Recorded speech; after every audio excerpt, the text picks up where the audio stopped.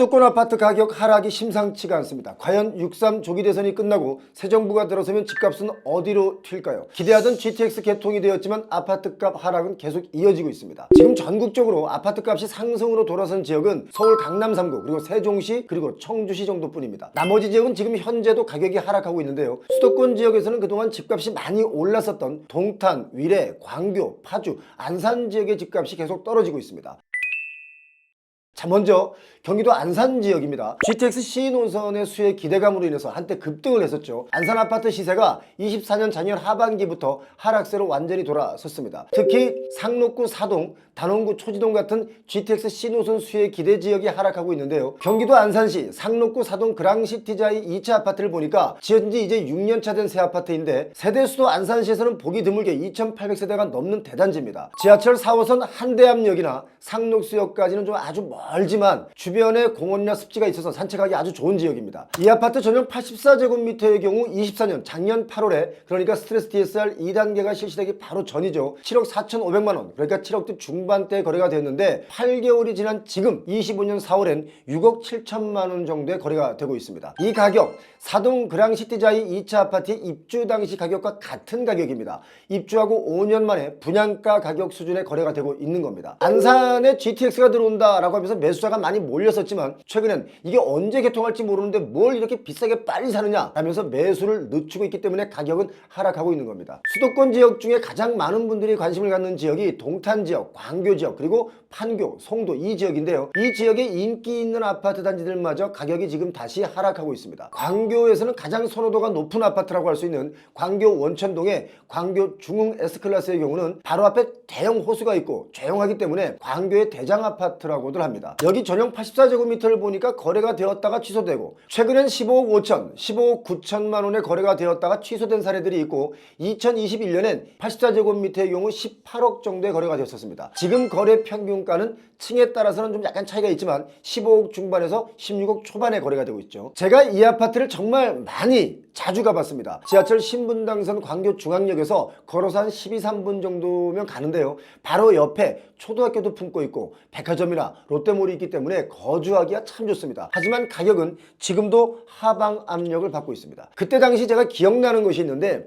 21년 최고가가 아마 18억 정도 찍었을 때 제 지인이 아파트 가격이 계속 오를 것 같으니까 이 아파트를 빨리 사야 한다 라고 막 사러 갔습니다. 그때 제가 말렸습니다. 내년 그러니까 22년에 집값이 크게 하락할 것이다. 사려면 내년에 사는 게 좋겠다라고 해서 그분이 때를 기다렸다가 정말 22년에 샀는데 22년 하락할 때 가격이 13억 정도에 샀던 걸로 제가 기억을 합니다. 그야말로 그때 당시 1년 만에 5억 정도를 덜 주고 산 겁니다. 지나고 보니까 정말 20년, 21년 우리나라 집값이 미친 듯이 폭등을 했었고 그것도 모두가 빚으로 샀기 때문에 당연히 금리가 오르면 가격은 하락할 수밖에 없는 겁니다. 자, 다음은 동탄 지역 보겠습니다. 동탄은 GTX A 노선을 팔아서 정말 집값이 많이 뛰었었죠. 신도시가 개발이 잘 되어 있기 때문에 동탄은 살기도 참 좋습니다. 동탄은 보통 동탄역을 기점으로 서쪽을 서동탄, 동쪽을 동동탄이라고 분류를 하는데 서동탄 쪽인 경기도 화성시 반송동 쪽 동탄 시범 다운마을 월드메리디앙 반도 유보라 이 아파트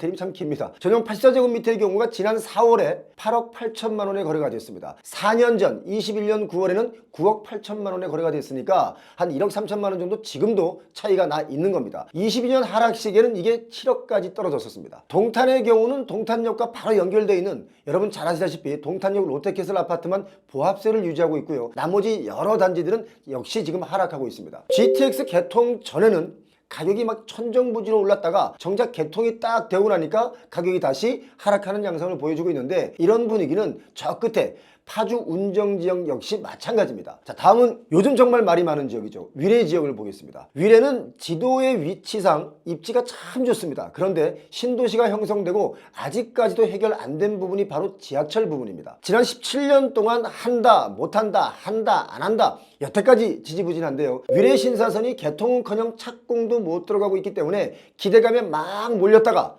실망감에 아파트 가격이 다시 하락하고 있습니다. 위례 신사선 이거 빨리 해줘야 되는 거 아니겠습니까? 신도시만 덩그러니 건설하면 뭐합니까? 그리고 신도시를 건설하려면 교통 문제를 먼저 해결하고 그 다음에 신도시를 개발해야 된다라고 저는 봅니다. 교통 문제 해결하기 전에 아파트만 때려 지어서 사람들 입주하게 해놓고 정작 예비 타당성 조사를 뒤늦게 하면 신도시에 입주한 주민들의 고통은 생각도 안 하는 그런 행정이죠. 앞으로 신도시의 개발은 선 교통 문제 해결 후 아파트 입주 이렇게 정책의 방향을 바꿔야 한다라고 저는 여러 번 강력하게 주장을 했었습니다. 정책과 정치하시는 분들 저를 만나면 표영호TV 매일 열심히 본다 라고 말씀들을 하시는데 보기만 하면 뭐합니까? 봤으면 문제점을 고쳐줘야죠. 안 그렇습니까? 위례 지역은 경기도 성남시 그리고 하남시 서울 송파구 이렇게 3개의 행정구역이 하나가 된 신도시입니다. 경기도 하남시 관할인 하감동에 있는 위례 롯데캐슬 아파트 전용 84제곱미터를 보니까 지난 4월에 12억 6,800만 원에 거래가 됐는데요. 이 역시 21년 8월에는 14억 9천만 원에 거래가 됐으니까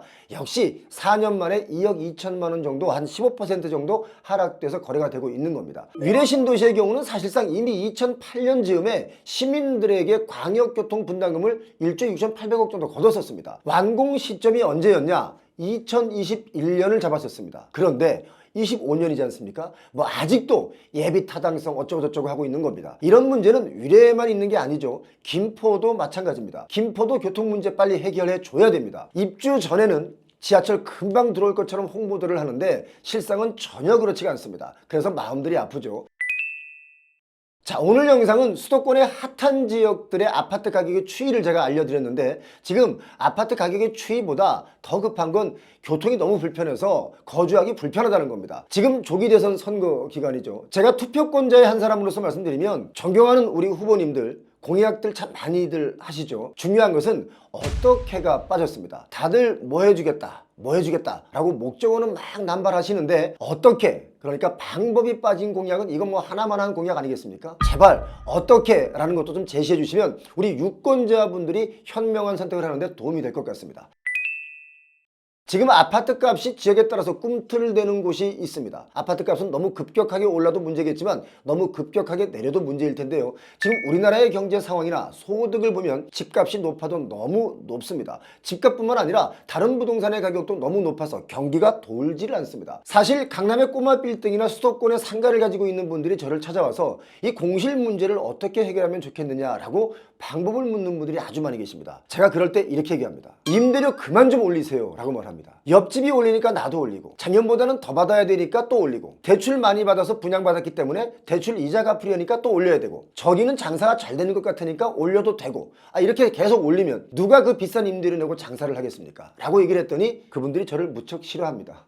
자, 그런데요 제 말이 틀리지 않고 맞을 겁니다. 내 건물에 임차해서 들어와서 장사나 자영업을 하시는 분들이 돈을 벌어야 그 건물이 공실이 안 나고 오래 갈 수 있는데 장사, 자영업해서 번 돈을 모조리 건물주가 임대료로 챙겨간다면 이거 누가 장사를 하겠습니까? 결국 같이 살아야 오래 갑니다. 건물주만 배부르면 되는 게 경제가 아니죠. 제가 아는 어떤 건물주분은 임대료를 지난 6년간 한 번도 안 올린 분이 있습니다. 그분 건물은 공실이 전혀 없습니다. 당연히 없는 거 아니겠습니까? 자, 그리고 꼬마 빌딩을 사시는 분들 내 돈 10% 가지고 90% 대출 받아서 사지 마시기 바랍니다. 여러분의 그 대출 이자 갚느라 상인들이나 영세 기업인들이 월세 내느라 뼈 빠집니다. 은행도 이런 짓 좀 그만하셔야 됩니다. 국민들은 대출 이자 갚느라고 쓸 돈이 없어서 경기가 안 돌아가는데 은행만 돈 벌면 이게 나라가 부강해집니까?